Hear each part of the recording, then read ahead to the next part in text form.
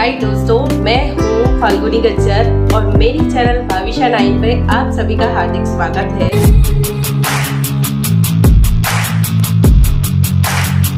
हर रोज रात को 12 बजे से हवेली के 7वें कमरे में अजीबोगरीब आवाज़ें आती।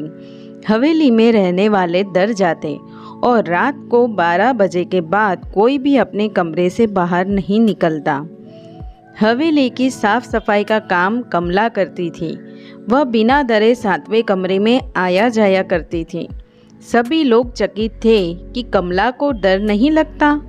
तो कमला कहती कि मेरे साथ मेरी काली माँ की शक्ति है, कोई मेरा बाल भी बांका नहीं कर सकता। जब भी कमला हवेली के काम से छुट्टी लेती तब सभी बहुत ज़्यादा डर जाते।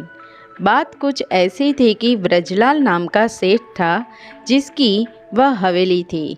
ब्रजलाल बहुत ही अय्याशी इंसान था। उसकी 2 पत्नी थी, एक का नाम सरस्वती और दूसरी का नाम लक्ष्मी था। दोनों पत्नियों में से लक्ष्मी ब्रजलाल को बहुत ही लाडली थी। सरस्वती इस बात को जानती थी और उसे लक्ष्मी से बहुत ईर्ष्या होती थी। इस कारण वह बार बार लक्ष्मी को नीचा दिखाने की कोशिश करती थी। एक बार ऐसा हुआ कि लक्ष्मी और सरस्वती दोनों कुएं में पानी भरने के लिए गए। वहां लक्ष्मी का पैर फिसल गया और वह पानी में गिर गई। वह बचाओ बचाओ चिल्लाने लगी। सरस्वती दौड़ती हुई हवेली में गई और सबको बताया कि लक्ष्मी कुएं में गिर गई है, प्लीज़ कोई उसे बचाओ।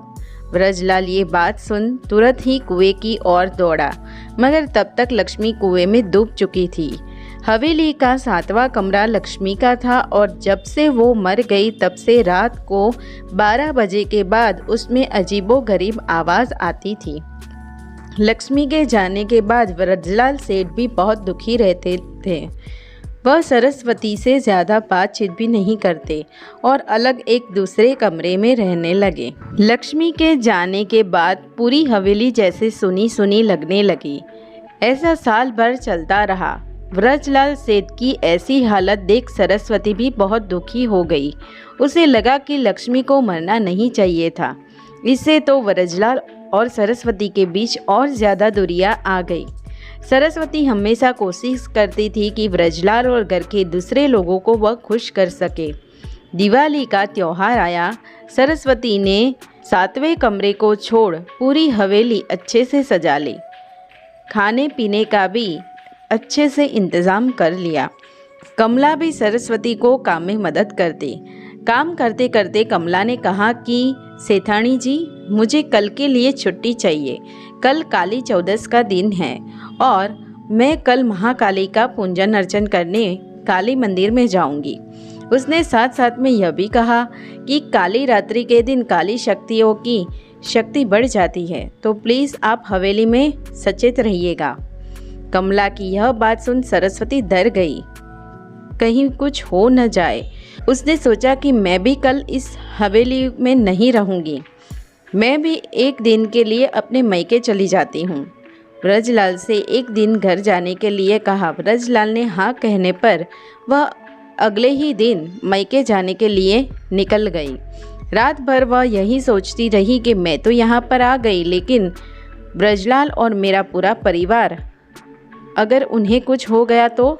दूसरे ही पल उसे यह सोचा कि लक्ष्मी को तो सिर्फ मुझसे ही बैर था, तो वह किसी और को परेशान नहीं करेगी।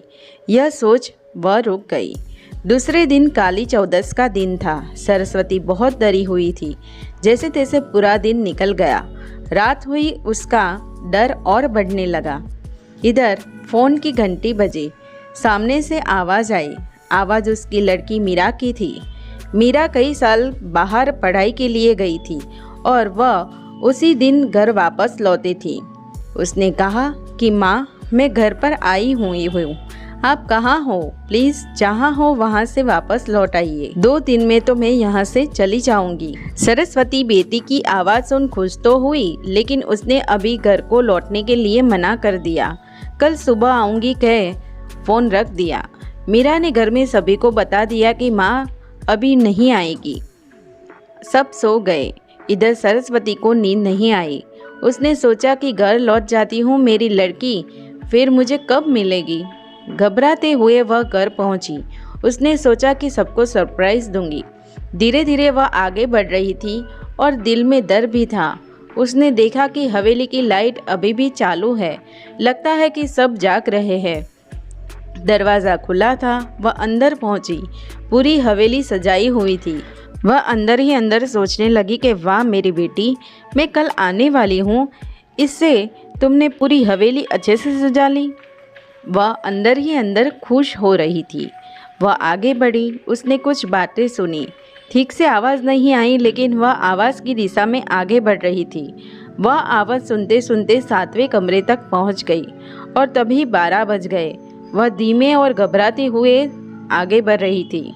तभी ज़ोर से आवाज़ आई, happy birthday to you, happy birthday to you, happy birthday dear Lakshmi, happy birthday to you. Saraswati कमरे तक पहुंची। वह सरप्राइज देने आई थी, मगर खुद ही सरप्राइज हो गई। उसने वहाँ लक्ष्मी को देखा और पूरे परिवार को भी देखा। सब लोग सरस्वती को देख चौंक गए। सरस्वती ने ब्रजलाल से कहा कि ऐसा क्यों? तब ब्रजलाल ने पूरी बात बताई कि तुम दोनों का व्यवहार देख मैंने ही ये योजना बनाई हुई थी और इन सारी बातों में कमला मेरे साथ थी। मैं लक्ष्मी और तुमको खुश देखना चाहता था, बस इसलिए मैंने ये किया। अगर तुम्हें कोई दुख लगा हो तो प्लीज़ मैं तुमसे माफ़ी मांगता हूँ। ब्रजलाल की यह बात सुन सरस्वती जैसे सहम से गई। अगर स्टोरी पसंद आई हो तो please subscribe my channel. Bye. जय श्री कृष्ण।